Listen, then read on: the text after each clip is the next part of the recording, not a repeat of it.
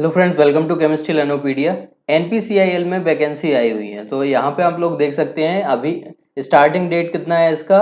3/11/2020, मतलब आज से फॉर्म स्टार्ट हो गए हैं और 10 बजे से आप लोग भर सकते थे। यानी अब आप लोग इसको भर सकते हैं और लास्ट डेट कितनी है इसकी? 24 नवंबर को 4 बजे तक आप लोग कम्प्लीटली फॉर्म फिल कर सकते हैं। तो ये एनपीसीआईएल है, nuclear power corporation of India, department of atomic energy से रिलेटेड है, गवर्नमेंट जॉब है।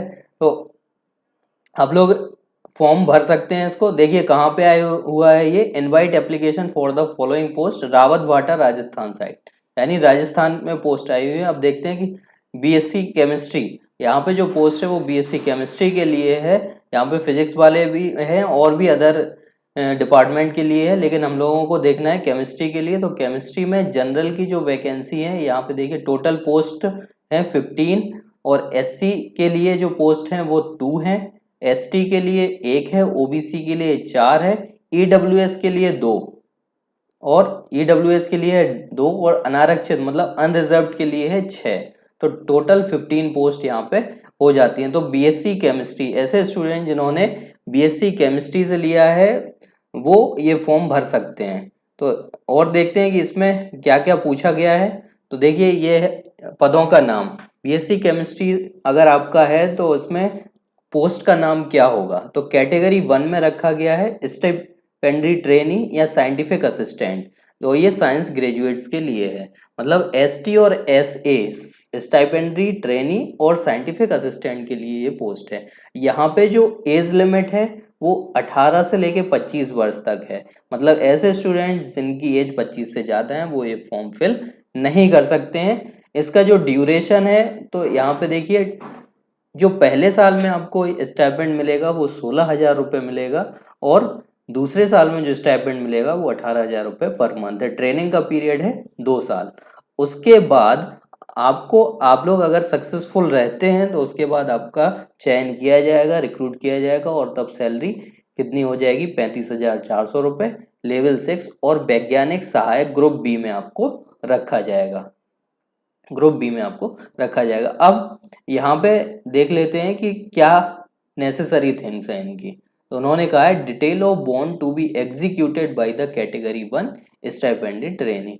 तो ओवरऑल प्रशिक्षण के उपरांत 4 वर्ष 6 माह से पहले अगर आप लोग छोड़ते हैं तो आपको बॉन्ड पे साइन करना होगा, और अगर उससे पहले आप लोग छोड़ते हैं तो 3,03,000 रुपए का आपको बॉन्ड भरना होगा।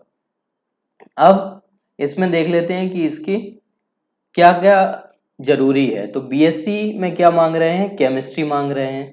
देखिए बीएससी में आपका 60% मार्क्स होना चाहिए, 60% मार्क्स होना चाहिए, और केमिस्ट्री सब्जेक्ट होना चाहिए as principal, and physics mathematics statistic electronics computer science subsidiary subjects में होना चाहिए। या फिजिक्स आपका है तो केमिस्ट्री मैथमेटिक्स आपका सब्सिडरी सब्जेक्ट होना चाहिए। मतलब जिनका ऑनर्स कोर्स है और लास्ट ईयर में केमिस्ट्री है तो वो अप्लाई कर सकते हैं, और जो बीएससी में होते हैं जैसे कि फाइनल ईयर में अगर उनका केमिस्ट्री नहीं है तो वो लोग केवल क्या कहलाएंगे? कभी कभी ऐसा होता है ना कि फिजिक्स मैथ और केमिस्ट्री वाले स्टूडेंट होते हैं और जो मैथ और फिजिक्स ले लेते हैं बीएससी में लास्ट ईयर में, तो वो भी ये फॉर्म फिल नहीं कर सकते हैं, क्योंकि लास्ट ईयर में आपका मैथ केमिस्ट्री या फिजिक्स केमिस्ट्री का कॉम्बिनेशन होना चाहिए, पहली चीज। दूसरा इन्होंने बोला है कि मैथमेटिक्स एट हाई स्कूल, मतलब 10+2 अगर आपने किया है तो वो मैथमेटिक्स होना चाहिए उसमें। English as one of the subject either at SSC senior secondary और हाई स्कूल लेवल पे कंपलसरी होना चाहिए, इंग्लिश भी आपने लिया हो। Candidate having mathematics as the principal subject at BSc are not eligible. उन्होंने कहा है कि अगर आपने मैथमेटिक्स को प्रिंसिपल सब्जेक्ट के रूप में लिया है तो आप लोग एलिजिबल नहीं है। फिजिकल स्टैंडर्ड में आपकी लंबाई 160 सेंटीमीटर होनी चाहिए और मिनिमम वेट 45.5 किलोग्राम होना चाहिए। तो ये थी वैकेंसी। अब यहाँ पे देखिए कि एग्जाम का पैटर्न क्या होगा, सिलेक्शन प्रोसीजर क्या होगा। तो कैटेगरी 1 स्टाइपेंडरी ट्रेनी या साइंटिफिक असिस्टेंट के लिए जो साइंस ग्रेजुएट हैं उनका क्या होगा? कंप्यूटर बेस्ड टेस्ट होगा। The written exam will be OMR based और computer based. Depending on the situation क्या वो लोग कर सकते हैं। अवधि कितनी होगी? लिखित परीक्षा एवं व्यक्तिक साक्षरता के आधार पर चयन किया जाएगा, मतलब the selection will be based on the written exam और पर्सनल इंटरव्यू। तो OMR बेस्ड और computer based will be held for screening the candidates. और ये परीक्षा कितने घंटे की होगी? 2 घंटे की होगी।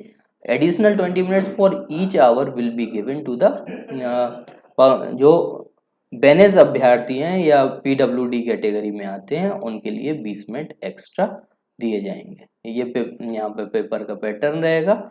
यहाँ पे जो पार्ट 1 होगा उसमें क्या होंगे? 10 इंग्लिश के क्वेश्चन होंगे, जनरल अवेयरनेस के 10 होंगे, क्वांटिटेटिव एप्टीट्यूड के 10 क्वेश्चन होंगे। जो फिजिक्स वाले हैं तो उनके लिए 70 क्वेश्चन फिजिक्स के आएंगे, और जो केमिस्ट्री वाले हैं तो उनके लिए 70 क्वेश्चन केमिस्ट्री के आएंगे, और BSc लेवल के आएंगे, और जो इंग्लिश आएगी वो 10th लेवल की आएगी। ठीक।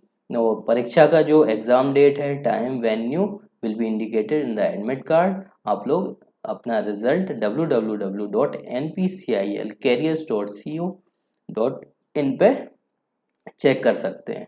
अब सिलेक्शन का जो मार्किंग स्कीम है वो क्या है? अर्हता या क्वालिफाई आप लोग कितने में करेंगे? तो जनरल और EWS वालों के लिए 40% मार्क्स कम से कम लाना चाहिए, और SC ST के लिए 30% मार्क्स जरूरी है, तब आप लोग एग्जाम क्वालिफाई कर पाएंगे। तो ये था हमारा एग्जाम। और बाकी अगर और भी डिटेल आपको चाहिए तो इसकी जो लिंक है वो आपको डिस्क्रिप्शन में दे देंगे, या फिर आप लोग हमसे टेलीग्राम चैनल पर जुड़ सकते हैं, तो वहाँ पे आपको PDF फाइल मिल जाएगी। अगर आप लोग चैनल पर नए हैं तो चैनल को सब्सक्राइब करें। Thanks for watching.